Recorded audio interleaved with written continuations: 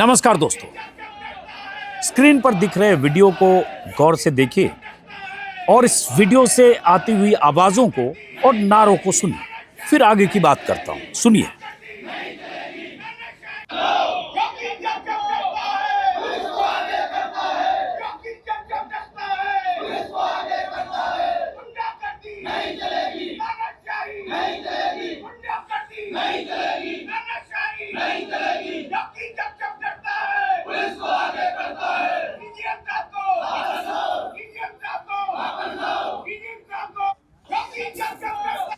नारे लग रहे हैं, योगी जब जब डरता है पुलिस को आगे करता है, गुंडागर्दी नहीं चलेगी, तानाशाही नहीं चलेगी। लेकिन आखिर में कहा जा रहा है सीजीएम साहब को वापस लाओ, वापस लाओ। प्रदर्शन करने वाले हैं वकील, काले कोट में, अदालत परिसर में नारे लगा रहे हैं योगी के खिलाफ, लेकिन मांग कर रहे हैं सीजीएम साहब को वापस लाओ। तो आखिर ये कौन सीजीएम साहब हैं जिनको वापस लाने की बात करते हुए, योगी को घेरते हुए वकील नारे लगा रहे हैं? और सीजीएम साहब को वापस लाने की मांग में योगी कहां से आ गए? यह नारा क्यों लग रहा है योगी जब जब डरता है पुलिस को आगे करता है? सुनिए और समझिए। मामला है संभल का। यह वीडियो ताजा वीडियो है, आज का ही है। मामला यह है कि संभल के एक ऐसे सीजीएम का ट्रांसफर हुआ, सीजीएम मतलब चीफ जुडिशियल मजिस्ट्रेट, जिन्होंने संभल के 1 दर्जन पुलिस अधिकारियों, पुलिस कर्मियों के खिलाफ एफआईआर दर्ज करने का आदेश दिया था। आज से ठीक 12 दिन पहले एफआईआर तो दर्ज नहीं हुई, लेकिन उस सीजीएम का ट्रांसफर हो गया। लेकिन सीजीएम मतलब chief judicial magistrate, chief judicial magistrate का ट्रांसफर कौन करता है? हाईकोर्ट। जैसे हाईकोर्ट के जजों का ट्रांसफर सुप्रीम कोर्ट से होता है, लोअर जुडिशरी का हाईकोर्ट करता है। तो फिर हाईकोर्ट से अगर ट्रांसफर हुआ, वो भी पता चल रहा है कि 14 न्यायिक अधिकारियों का ट्रांसफर हुआ, उसमें संभल के वो सीजीएम साहब भी हैं। तो फिर बात आती है, वकील योगी को क्यों घसीट रहे हैं, योगी के खिलाफ क्यों नारे लगा रहे हैं? यही समझना जरूरी है। दरअसल सीजीएम साहब का नाम है विभांशु सुधीर, जो अब सीजीएम नहीं रहे। अब जैसा कि मैंने बताया कि उनका ट्रांसफर हो गया है, उनका ट्रांसफर हो गया है सुल्तानपुर में सिविल सीनियर जज के पद पर, और चंदौसी के सिविल जज सीनियर आदित्य सिंह अब संभल के नए सीजीएम होंगे। विभांशु सुधीर का परिचय मैंने बताया कि सीजीएम है, पदोन्नति होते हुए सीजीएम के पद पर थे, लेकिन उन्होंने एक बड़ा ऑर्डर दिया था आज से 12 दिन पहले। बीजेपी सरकार के लाडले, कहा जाता है योगी जी के भी लाडले, बीजेपी नेताओं के करीबी अनुज चौधरी, जो संभल के सीओ थे, जो अब एएसपी हैं फिरोजाबाद के, उनके और उनके साथी माथत पुलिस कर्मियों के खिलाफ एफआईआर का आदेश। तो उनका हो गया ट्रांसफर, 14 न्यायिक अधिकारियों में उनका नाम है। और जो नए सीजीएम अब संभल के आए हैं, आदित्य सिंह, उनका परिचय सोशल मीडिया पर लोग बता रहे हैं कि संभल के श्री हरिहर मंदिर बनाम शाही जामा मस्जिद के दावे पर सर्वे के आदेश आदित्य सिंह नहीं दिए थे। तो एक तरह से आदित्य सिंह का कहा जा रहा है प्रमोशन किया गया और उन्हें वहां से ट्रांसफर किया गया। अब पूरे मामले को जरा समझिए। उससे पहले एक जुमला या कहावत, जो पुरानी कहावत है, सैया भये कोतवाल तो डर काहे का। तो माना जाता है कि अनुज चौधरी, जैसा कि मैंने कहा, कि बीजेपी के करीबी हैं। लेकिन क्या गुनाह था अनुज चौधरी का, सीओ का, डीएसपी रैंक के अधिकारी होते हैं यूपी में, कि उनके खिलाफ विभांशु सुधीर सीजीएम ने एफआईआर दर्ज करने का आदेश दिया था? उसको भी समझना जरूरी है। मामला 2024 नवंबर का है। आप शायद जानते होंगे कि जब शाही जामा मस्जिद के सर्वे का आदेश दिया गया था, आनन फानन में सर्वे टीम पहुंच गई थी। जामा मस्जिद के बाहर हिंसा हुई थी। सर्वे के दौरान बहुत सारे हिंदुत्ववादी लोग नारे लगाते हुए पहुंचे थे। वहां बहुत तनाव पैदा हुआ था। बीजेपी, वीएचपी और इस तरह की जो हिंदुत्ववादी ताकतें हैं, ऐसे संगठन हैं, उनकी तरफ से लगातार माहौल बनाया गया था। लेकिन उस हिंसा में, गोलीबारी में 4 लोगों की मौत हुई थी। एक लड़के को गोली लगी, जिस लड़के के पिता ने सीजेएम कोर्ट में एक याचिका दायर की।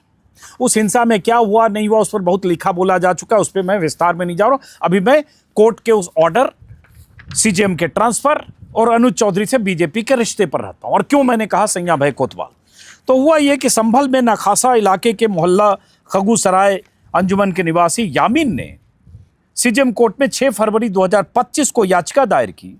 यामीन ने बताया कि उनका बेटा आलम 24 नवंबर 2024 को रस्क होता है टोस्ट टाइप का जो चाय के साथ लोग खाते हैं, बेचने घर से निकला था। शाही जामा मस्जिद क्षेत्र में पहुंचने पर पुलिस ने उन्हें गोली मार दी और उस समय ये आरोप लगे थे कि पुलिस गोलियां चला रही थी। किस तरह से, कहां से ऑर्डर मिला, उसको लेकर बहुत बार लिखा बोला जा चुका। यामीन ने उस समय के जो सीओ थे अनुज चौधरी, जो बीजेपी के बहुत करीबी माने जाते हैं और बहुत विवादित रहे, उनके बयान और बीजेपी के से उनके रिश्ते पर आगे आते हैं, जो अब एसपी के तौर पर प्रमोट हुए, उनके खिलाफ और संभल कोतवाली इंस्पेक्टर अनुज तोमर सहित 12 पुलिसकर्मियों को आरोपी बनाया। 9 जनवरी 26 को कोर्ट में सुनवाई हुई। सीजेएम ने, मुख्य न्यायिक मजिस्ट्रेट ने सभी पुलिस अधिकारियों के खिलाफ एफआईआर दर्ज करने के आदेश दिए। सोचिए, यामीन के वकील ने बताया कि उनके मुवक्किल के बेटे ने पुलिस से छिपकर अपना इलाज कराया। कोर्ट से पूर्व सीओ अनुज चौधरी और पूर्व इंस्पेक्टर अनुज तोमर सहित अज्ञात पुलिसकर्मियों के खिलाफ एफआईआर दर्ज करने की मांग की गई और उसके बाद ये ऑर्डर फाइनली आ गया, जिसमें तत्कालीन इंस्पेक्टर पंकज लवानिया सहित 11 पुलिसकर्मियों पर एफआईआर का आदेश दिया गया, जिसमें घटना के समय तैनात रहे 2 इंस्पेक्टर, 4 दरोगा और सिपाही शामिल थे। कोर्ट ने यह भी कहा कि थाना बहजोई के थाना अध्यक्ष को निर्देश दिया कि तत्काल मुकदमा दर्ज कर 3 दिनों के भीतर कोर्ट को सौंपे। लेकिन प्रतिक्रिया क्या हुई? कोर्ट का ऑर्डर उन पुलिस वालों के खिलाफ एफआईआर दर्ज करने का था जो पुलिस वाले वही काम कर रहे थे जो बीजेपी चाहती है, जो बीजेपी सरकार चाहती है। मामला हिंदू मुसलमान का था। जामा मस्जिद के नीचे किसी सैकड़ों साल पुराने किसी हरिहर मंदिर की दावेदारी थी। सर्वे के दौरान हिंसा और विवाद और घटना हुई। ये बीजेपी और बीजेपी की पूरी मशीनरी को सूट करता है। गोली चली, अब उसके बाद एफआईआर उन लोगों पर। तो एसपी जो के विश्नोई हैं, उनका ऑर्डर, ये बयान आया कि फैसले के खिलाफ हम अपील करेंगे। हिंसा की जुडिशियल इंक्वायरी हो चुकी है, इसलिए ये एफआईआर दर्ज नहीं की जाएगी। हम कोर्ट के फैसले के खिलाफ अपील करेंगे। और यही पुलिस वालों की तरफ से कहा गया। हालांकि सोशल मीडिया पर कोर्ट के फैसले की बहुत तारीफ की गई। अखिलेश यादव ने ट्वीट किया, जो यूपी के पूर्व मुख्यमंत्री, बहुत सारे लोगों ने कहा कि अब उन पुलिस वालों को एक्शन का सामना करना पड़ेगा और कानून के हाथ लंबे होते हैं। आखिरकार वो पुलिस वाले नप सकते हैं जिन पुलिस वालों ने फायरिंग की या जिनके फायरिंग करने के तरीके पर, जो हथियार इस्तेमाल किए गए, उस पर सवाल था। लेकिन अब ट्रांसफर की खबर आई, उसी में खबर यह भी थी पुलिस की भूमिका को लेकर। याचिका में यह कहा गया था कि घायल जो आलम था लड़का, उसकी पीठ में 2 और हाथ में 1 गोली लगी थी। कई जगह इलाज कराने की कोशिश की गई, लेकिन जो मेडिकल दस्तावेज से पता चला कि इलाज के दौरान आलम के शरीर में 32 बोर की गोली निकाली गई और मेडिकल रिपोर्ट में साफ तौर पर गन शॉट की पुष्टि की गई। पुलिस की तरफ से दलील दी गई कोर्ट में कि 32 बोर की गोली का पुलिस इस्तेमाल नहीं करती, इसलिए आलम पुलिस की गोली से घायल नहीं हुआ।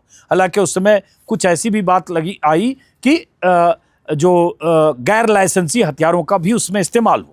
पुलिस ने तर्क दिया कि अस्पताल में भर्ती के दौरान आलम ने कथित तौर पर पड़ोसी विवाद में गोली लगने की बात कही थी। लेकिन कोर्ट में कई अदालती आदेशों और सुप्रीम कोर्ट की गाइडलाइंस का हवाला देते हुए गोली किसने मारी, ये घायल व्यक्ति बेहतर तरीके से बता सकता है। चूंकि घायल आलम ने पुलिसकर्मियों पर आरोप लगाया, इसलिए एफआईआर दर्ज होना जरूरी है। ये ऑर्डर दिया विभांशु सुधीर ने।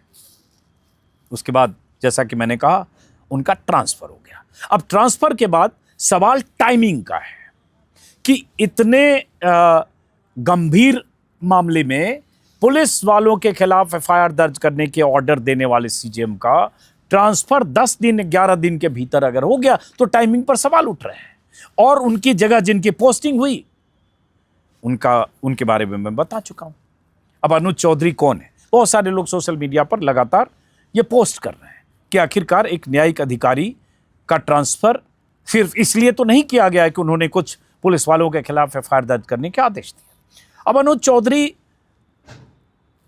अपने बयान की वजह से, अपने तौर तरीकों की वजह से, पुलिस की वर्दी में होकर जिस तरह से जो हिंदुओं के पर्व त्योहार में शामिल होते रहे, चाहे किष्किंधा यात्रा हो, चाहे किसी और तरह की यात्रा हो, गदा लेकर चलते हुए, ये तस्वीरें उनकी आती रही है। कई बार उनके बयान ऐसे आए हैं, जैसे पिछले साल होली के मौके पर उन्होंने कह दिया था कि मुसलमानों को तो साल में 52 दिन जुम्मा मनाने का मौका मिलता है, हिंदुओं का होली पर्व एक बार आता है, इसलिए घर में रहो। मतलब उन्होंने एक तरह से धमकी दे दी कि बाहर निकले, अगर किसी ने रंग गुलाल जबरदस्ती भी लगा दिया तो चू चपड़ मत करना, तुम्हारे तो 52 दिन जुम्मा होता है, हिंदुओं का एक दिन पर्व होता है। इस तरह का पुलिस अधिकारी सीओ होते हुए, डीएसपी रैंक के अधिकारी होते हुए एक तरह से धमकी और चेतावनी थी। और एक नहीं, उनके लगातार ऐसे कई बयान है। स्पोर्ट्स कोटा से भर्ती हुए 2012 में, और उसके बाद अभी एएसपी बन गए, और कहा जा रहा है एएसपी उन्हें रिवार्ड बहुत जल्दी मिला, चूंकि योगी जी के करीबी हैं। और उस बयान के बाद होली के मौके पर जो बयान दिया और भी जब विवाद हुआ, तो योगी ने एक तरह से अनुज चौधरी को डिफेंड किया किसी इंटरव्यू में। एक मुख्यमंत्री एक डीएसपी रैंक के ऑफिसर को डिफेंड कर रहा है, जो डीएसपी अपने कारनामों की वजह से, अपने बयानों की वजह से, अपने रवैये की वजह से, मुस्लिम विरोधी तौर तरीकों की वजह से बदनाम है या कुख्यात है, या जिन पर सवाल उठते हैं। अब जैसा कि मैंने कहा, अनुज चौधरी कौन है, उनका अगर संक्षिप्त परिचय देखें, जो मैंने कहा स्पोर्ट्स कोटा से बहाल हुए, ठीक है, अच्छे स्पोर्ट्समैन है, बॉडी बिल्डर है, वो सब तो हैं, लेकिन ज़हनी तौर पर क्या है वो इंपॉर्टेंट है, वो दिखता है।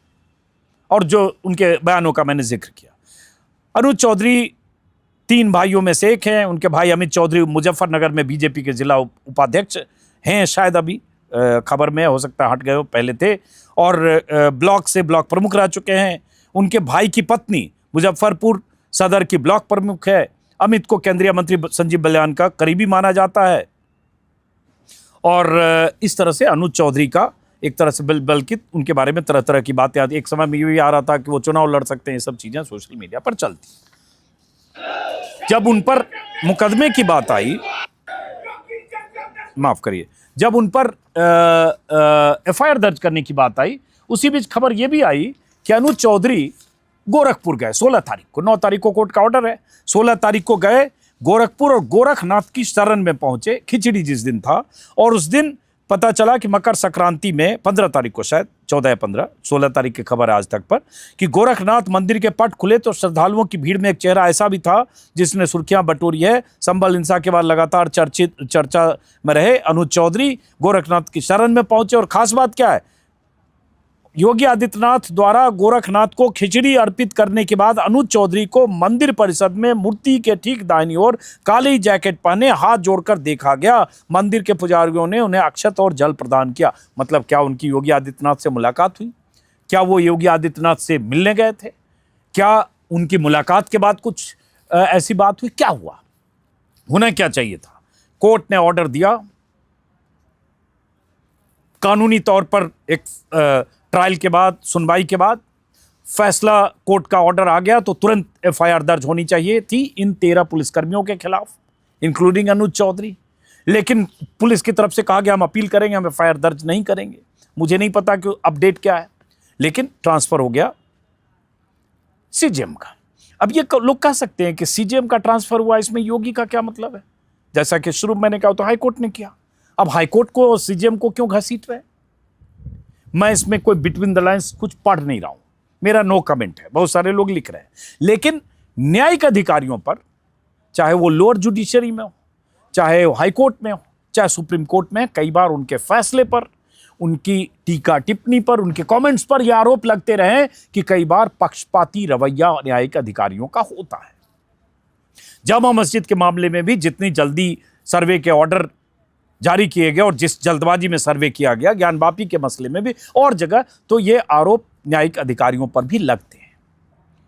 इलाहाबाद हाईकोर्ट के ही जज जस्टिस शेखर यादव ने जिस तरह से बयान दिए थे वीएचपी और आरएसएस और बीजेपी से जुड़े समूह के बीच जाकर, उनके कार्यक्रम में जाकर, वो बयान सीधे तौर पर हेट स्पीच की तरह था, मुसलमानों के खिलाफ था और एक हिंदुत्ववादी सोच की नुमाइंदगी करने वाला था। कोई जज जाकर इस तरह का बयान दे उस मंच पर, उस संगठन के मंच पर, जो संगठन माना जाता है कि हिंदुत्ववादी संगठन है, माना जाता है कि मुसलमानों के खिलाफ नफरत की सोच, नफरती सोच रखने वाला संगठन है। वहां कोई जज कैसे जा सकता है, जस्टिस उसके मंच पर कैसे जा सकता है और उसी तरह की भाषा कैसे बोल सकता है। लेकिन शेखर यादव ऐसा कर चुके हैं। उनकी बात, उनकी शिकायत सुप्रीम कोर्ट तक गई।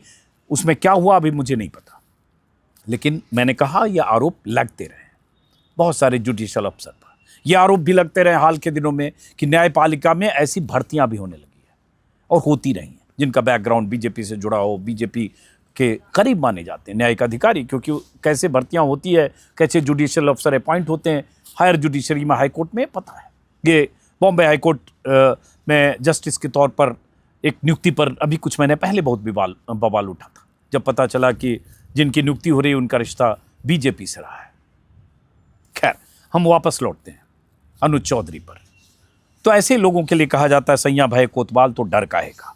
अब अनुज चौधरी प्रमोटेड हैं, ऑलरेडी एएसपी हैं, सीजीएम का ट्रांसफर हो चुका है। तो क्या ऐसे मामलों में, ऐसे ऑर्डर के 10 दिन के भीतर अगर ट्रांसफर होगा तो क्या यह न्यायपालिका में संदेश नहीं जाएगा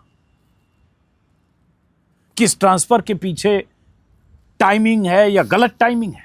भले कहें कि 14 न्यायिक अधिकारियों का ट्रांसफर हुआ है, क्या न्यायपालिका को ट्रांसफर करने वाली अथॉरिटी को हाई कोर्ट ने ट्रांसफर किया तो या सुप्रीम कोर्ट ने ट्रांसफर किया तो क्या ऐसे मामलों में फैसले देने वाले न्यायिक अधिकारियों को प्रोटेक्ट नहीं करना चाहिए? और मैंने जैसा कि कहा, हायर जुडिशरी में भी इसकी मिसालें हैं। Justice Muralidharan Delhi high court के जस्टिस थे।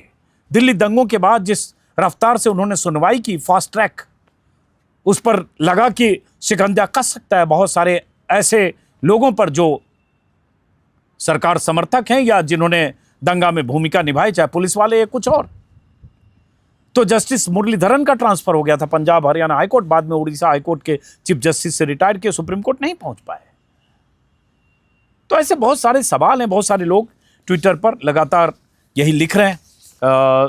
जो ट्रांसफर हुआ सीजीएम साहब का, विभांशु सुधीर का, बहुत सारे ट्वीट कर रहे हैं, टाइमिंग पर सवाल उठा रहे हैं कि आखिर क्यों न समझा जाए कि अनुज चौधरी के खिलाफ मुकदमा दर्ज करने के ऑर्डर की सजा उन्हें मिली। हालांकि मैं फिर कहूँगा, मैं इसमें कोई बिटवीन द लाइंस नहीं पढ़ रहा हूँ, टाइमिंग पर सवाल है, इसलिए बहुत सारे लोग ये सवाल उठा रहे हैं। फिलहाल इस वीडियो को ख़त्म करते हुए कि चीफ जस्टिस ऑफ इंडिया को, chief justice of high court को ऐसे मामलों में ये नज़र ज़रूर रखना चाहिए कि किसी जज ने, किसी न्यायिक अधिकारी ने अगर कोई ऐसा ऑर्डर दिया है तो ऐसे वक्त में 8 दिन, 10 दिन, 15 दिन के भीतर अगर ट्रांसफर होता है तो पब्लिक परसेप्शन में कुछ सवाल उठते हैं, जहन में कुछ सवाल कौनते हैं।